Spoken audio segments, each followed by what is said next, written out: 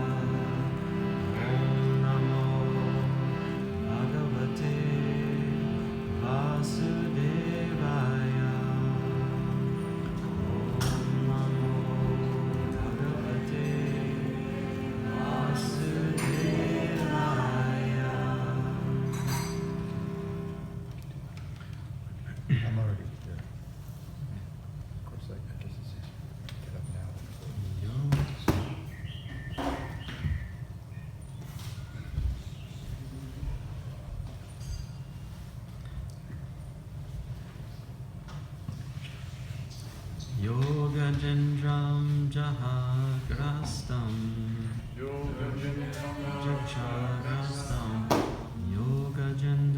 jashagrastam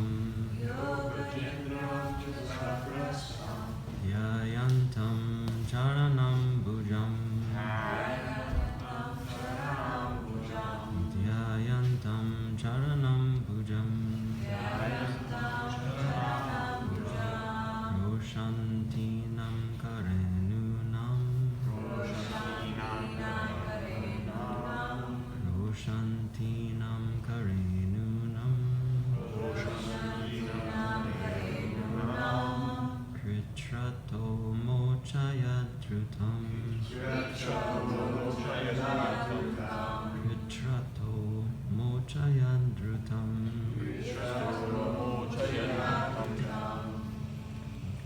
Others? Yogajendram jashagrastam Yogajendram jashagrastam Ayantam charanam bhujam Ayantam charanam bhujam Roshantinam karenunam Roshantinam karenunam Kritrato mochayadrutam Kritrato mochayadrutam Yogajendram jashagrastam Yayantam charanam bhujam Roshantinam karenunam Kritrato mochayadrutam Yogajendram jashagrastam Yogajendram jashagrastam Yayantam charanam bhujam Yayantam charanam bhujam Roshantinam karenunam Roshantinam karenunam Kritrato mochayadrutam Kritrato mochayadrutam Yogajendram jashagrastam Yogajendram jashagrastam Yayantam charanam bhujam Yayantam charanam bhujam Roshantinam karenunam Roshantinam karenunam Kritrato mochayadrutam Kritrato mochayadrutam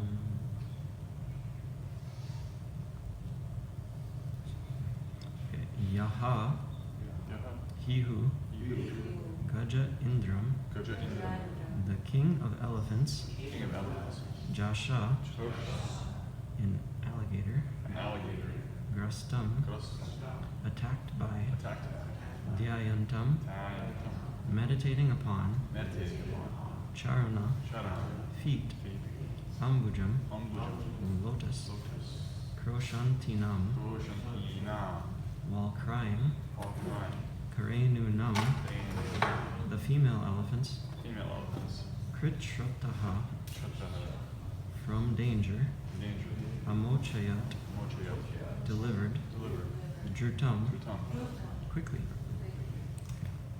Translation by His Divine Grace A.C. Bhaktivedanta Swami Srila Prabhupada. Srila Prabhupada ki jai. The personality of Godhead delivered the king of the elephants, who was attacked by an alligator, and who meditated upon the lotus feet of the Lord. At that time, the female elephants who accompanied him were crying, and the Lord saved them from the impending danger. Okay, we can all, I guess, responsibly. The personality of Godhead delivered the king of the elephants, who was attacked by an alligator, and who meditated upon the lotus feet of the Lord.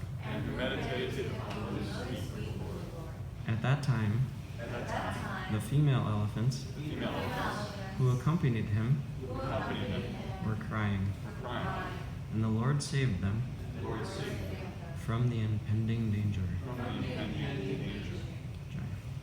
Purport.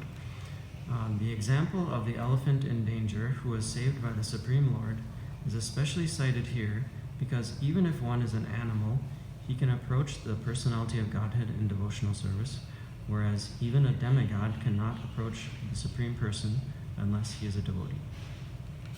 Om Jnana Timidandasya Jnananjana Shalakaya Chakshurunmilitana Tasmai Shri Gurave Namaha.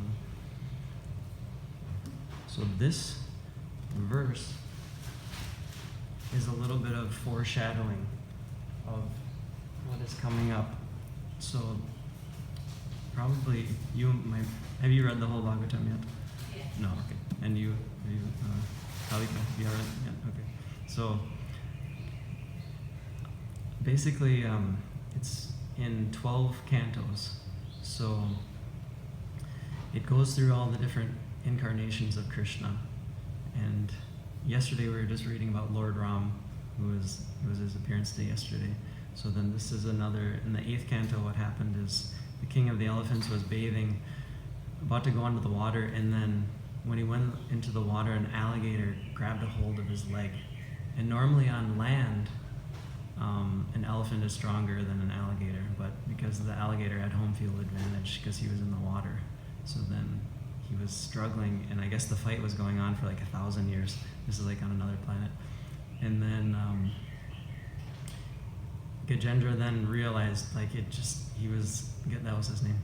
So then he was just praying, like, he didn't even know who he was praying to. He was just praying, like, Lord, come help me. This alligator has got my leg, vice grip, and he wasn't letting go. So then he came down, and then it said that he dragged the elephant and the alligator out of the water. So he appeared on his Garuda, which is like his airplane eagle carrier. And then he pulled him out of the water, and then he cut off the head of the alligator with his Sudarshan disc. And then he gave liberation to the king of the elephants, Gajendra. So this is a little bit of like foreshadowing what is to come. So I don't know if I did that great of a job explaining the story, but that's in gist of it. And then, so there are a couple other parts in the Srimad Bhagawatam where Prahlad Maharaj, so the next incarnation that we'll be celebrating is the Nrsimhadev. So there's a picture there, not the clearest one, but this, in the morning we sing this Nrsimhadev prayers. So that will be the next celebration. It's coming up in May, I believe, yeah. So that'll be a big festival for that. And then also, so Prahlad Maharaj, he also mentions this same story here. So I was thinking, wow, all these like devotees are always mentioning this same story, so it must be kind of important. So then Prabhupada is saying that it doesn't matter if you're like a animal, anything, like as long as you're a devotee. So it doesn't really matter what our material situation is. And I was remembering this one verse and yesterday we had another famous animal devotee you might know, Hanuman. And I think Hanuman appeared in the temple yesterday. Somebody, yeah. So there's one verse in the 5th canto that Hanuman. Did I lose? Oh, here it is. So I was doing some transcription work once upon a time of my spiritual master's verses, and he was like lectures, and he was explaining about how you can do bhakti. You know, you don't have to have anything else. You just have to have basically the love in your heart or whatever. You don't have to, because if you want to go to a movie, you have to like have some money to go watch a movie, or you have to get some fake, what is that, bootleg movie or something. You have to have some connection. But there's always everything pretty much that we have to do in the material world is like, it costs some money, or we have to, have some certification, or we have to have this or whatever. But bhakti is just free to all, open to all. So there's this one verse in the Srimad Bhagawatam where Hanuman is singing this one. I'll just recite it really quick. Na janmanunam mahato naso bhagam navan na buddhi nakrtis tosha hituhu teryad vishishtam apino vanao kashash chakara sake bata lakshmana grajaha. So the translation is, one cannot establish a friendship with the Supreme Lord Ramachandra on the basis of material qualities, such as one's birth in an aristocratic family, one's personal beauty, one's eloquence, one's sharp intelligence, or one's superior race or nation. None of these qualifications is actually a prerequisite for friendship with Lord Sri Ramachandra.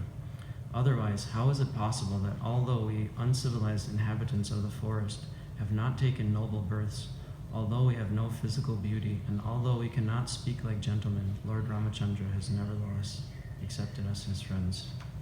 So this is a beautiful prayer. He said, Na janma. So janma is like Janmastami. You might have heard that. That's birth. So we don't have, he said, birth in a very polished aristocratic family. And the next one is Naso Bhagam. We don't have any great fortune. And then Nava, an elegant manner of speaking. He was saying, and during the lecture he was saying like, Hanuman and all these monkeys are living in the forest, but you've seen like the big, monkey army, they're all accepted as devotees. And then the next was Akritihi, not beautiful bodily features. He was saying that, he's like a monkey. I mean, that's like an insult. Typically they say like, oh, that person looks like a monkey or something like that, So even that, we don't have to be beautiful, we don't have to be some kind of duke or duchess. And then, what is this? And then he's saying that he's Vana Kaushasas, that they're inhabitants of the forest. We don't have to have a big palace, we don't have to, have a McMansion or anything. All those things are not necessary to perform our bhakti. So I like that verse, and maybe I'll read the purport since. Oh, actually, I'll read the purport for this next verse where Prahlad Maharaj. It's very short. Prahlad Maharaj also mentions the same Gajendra, who, if you stay around long enough, I don't know that I'll be blessed to be in Hawaii as long to reach the 8th canto, but we're on the 3rd canto right now. So 8th canto. Maharaj, have you been here, like going through the whole Bhagavatam before? Or when did you start, when you got here? We were toward the end of the first one. Oh, wow. And you've been here for 2 years? About 2 years. Okay, so there we go. So 2 cantos every 2 years. So, okay. 5-6 years, so Hare Krishna. Okay, to reach. So Prahlad Maharaj continued. What verse? This is 799.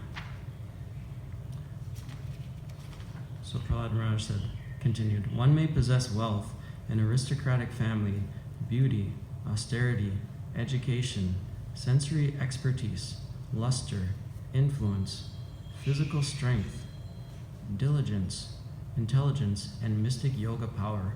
But I think that even by all these qualifications, one cannot satisfy the Supreme Personality of Godhead. However, one can satisfy the Lord simply by devotional service. Gajendra did this, and thus the Lord was satisfied with him. Purport. No kind of material qualification is the means for satisfying the Supreme Personality of Godhead. As stated in the Bhagavad Gita, only by devotional service can the Lord be known. Bhaktya mam abhijanati. Unless the Lord is pleased by the service of a devotee, the Lord does not reveal himself. Naham prakasha sarvasya yogamaya samavritaha. This is the verdict of all Shastras. Neither by speculation nor by material qualifications can one understand or approach the Supreme Personality of Godhead. And then Prabhupada's quoting two more verses in this purport. So Bhagavad Gita is spoken by Krishna, and then Srimad Bhagavatam is spoken about Krishna. So we read Srimad Bhagavatam in the morning, and now in the evening, Monday, Wednesday, Thursday, we're reading Bhagavad Gita in the evening. So if you're ever free, maybe you came to one, or have you been yet to a Bhagavad Gita class? I plan to this week. Okay, good. Yeah. So I believe Stephen is giving class Monday, and okay, very good. Oh, today actually. So there's so many connections back and forth that we can read in Bhagavad Gita and Srimad Bhagavatam, because Bhagavad Gita is just 700 verses and Srimad Bhagavatam is 18,000 verses. So there's so many verses that from the Bhagavatam that explain Bhagavad Gita, and so many verses in Bhagavad Gita that give insight on the Bhagavatam verses. So that was that verse. And then I thought, okay, we have a little bit more time. We can read one more verse or so.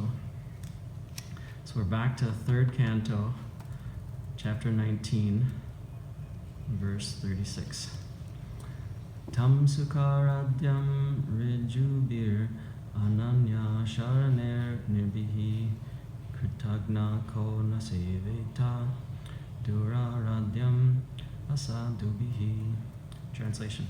What grateful soul is there who would not render his loving service to such a great master as the Personality of Godhead? The Lord can be easily pleased by spotless devotees who resort exclusively to him for protection, though the unrighteous man finds it difficult to propitiate him. Purport. Every living entity, especially persons in the human race, must feel grateful for the benedictions offered by the grace of the Supreme Lord. Anyone, therefore, with a simple heart of gratefulness must be Krishna conscious and offer devotional service to the Lord. Those who are actually thieves and rogues do not recognize or acknowledge the benedictions offered to them by the Supreme Lord, and they cannot render him devotional service. Ungrateful persons are those who do not understand how much benefit they are deriving by the arrangement of the Lord. They enjoy the sunshine and the moonshine, and they get water free of charge, yet they do not feel grateful, but simply go on enjoying these gifts of the Lord. Therefore, they must be called thieves and rogues. And this verse, this sentence right here, they enjoy the sunshine and the moonshine, and they get water free of charge, yet they do not feel grateful, but simply go on enjoying these gifts of the Lord. Okay, we have pop quiz for everyone. What verse is that in Bhagavad Gita?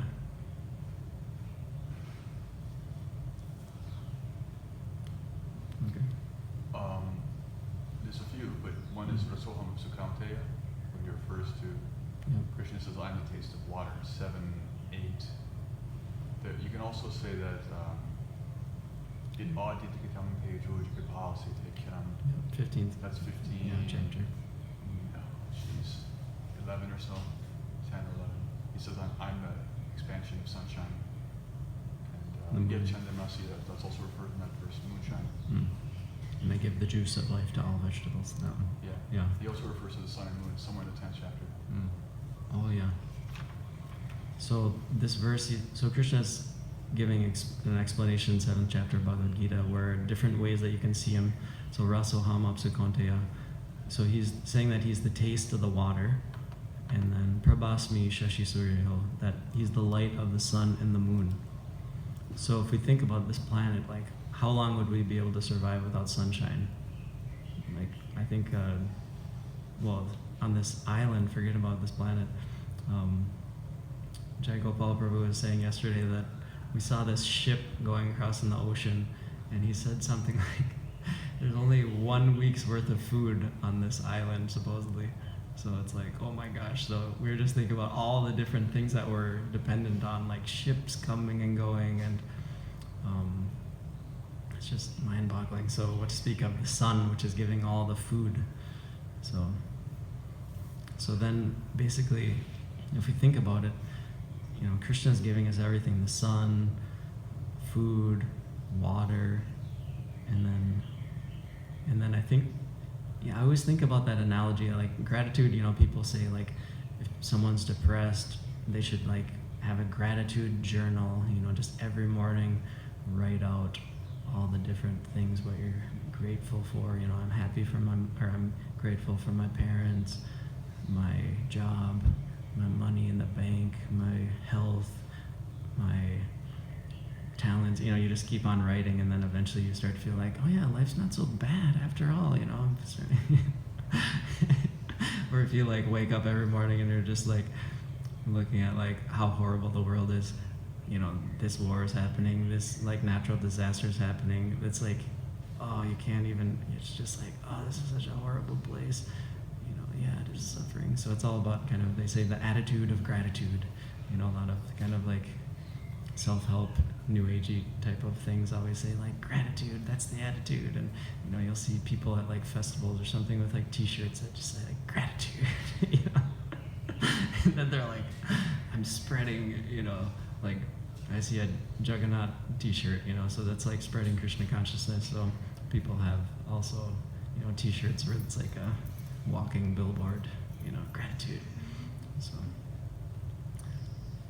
So, and I always thought that also that Bhagavatam, I don't know if it's like, well, probably it is like the original,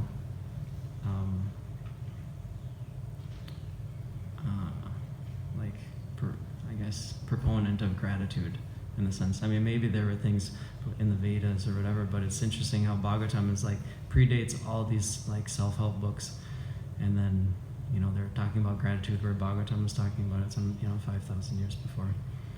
And so, but it makes sense though that like most people, that's why they would worship the sun and the rain and the, you know, because it's like you have to have those things, and so otherwise you won't be able to survive. Okay, and I think we're getting close to prasadam time, so we'll if anyone has any comments or questions or disagreements. One comment here. Yes. You mentioned about worshiping the sun and the moon, whatever thing like that. There was once the residents of Vrindavan were worshiping Indra because Indra was supposed to the deity to give them rain and everything else. But then Krishna came along and just put a whole new spin on that thing. They found out what the real deity was, didn't they? Yeah. Good example, right? Yeah, that he's the source of all the rain and the sun. Okay. Anyone else? That was, because you mentioned prasadam, I was appreciating how our acharyas have put so much thought and effort into prayers around prasad. There's a verse in the second chapter of Bhagavad Gita, actually, which I don't remember what verse number it is, but it starts prasada sarvadukhanam hanya, that the mercy of the Lord, because prasad literally means mercy, and that verse isn't technically about the eating food that's been offered, but it says that when one receives the mercy of the Lord, their suffering is destroyed. Their mind becomes satisfied, and their intelligence gets reestablished. And Prabhupada would, we have recordings of him chanting that before he took prasadam. He would just chant that as a prayer. What verse is this? I can try and find it. Yeah, I'll It's in write the that second one down. chapter. Second chapter of Bhagavad Gita? Yeah. Oh, okay. And there's lots of examples of Is that Of, the Atma Prasad verse?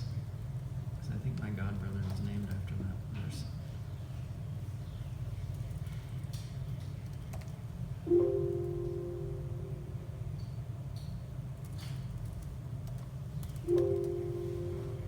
come on. there's a lot of examples of Bhaktivinoda Thakur.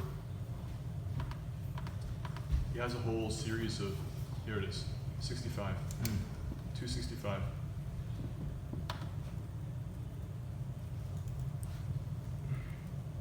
Sade Sarvadokana Hani Rasyu Bajayate Prasanna Chetasu Hyashu Priyavatushtite. And for one thus satisfied in Krishna consciousness, the threefold miseries of material existence exist no longer. In such satisfied consciousness, one's intelligence is soon well established. And the word for satisfied consciousness, Prabhupada translates prasada, on achievement of the causeless mercy of the Lord. So, and yeah, there's a whole series of prayers by Bhaktivinoda Thakur. We recite some of them, we know some of them. There's some we don't know as well, but he has one where he sings in Bengali, "My dear brothers, what yogis through thousands and thousands of years of austerity achieve in the course of their yogic meditation, we shall achieve in the course of one sitting by honoring the Lord's prasadam." So this gratitude is a huge function of the psyche of our devotees in our life. Yeah, eating, everything is always connected to I gratitude. say like what? Chanting, dancing, eating our way back to Godhead. Yeah. Like our feasting, yeah. And I don't know who said it, but I overheard someone say yesterday, our line is not so much about fasting, it's more about feasting. Especially if you're in Hawaii. Yeah. What are you most grateful for? Just to be alive, and I mean, so many things, like, oh my gosh, it's like the list is endless, like I remember reading on Facebook, so many people were like, is 2020 over yet? And all those things, and now then they say, is 2021 over yet? And oh, it's the worst, and I'm just like, man, my life is so beautiful, I just can't even like imagine like Krishna, I don't know, like, and I don't want to like rub it in people's face and be like, I just had the best year of my life, I'm just living the dream, and now here I'm in Hawaii and I'm just enjoying like the fruits and the sunshine and the beach, going, so many friends.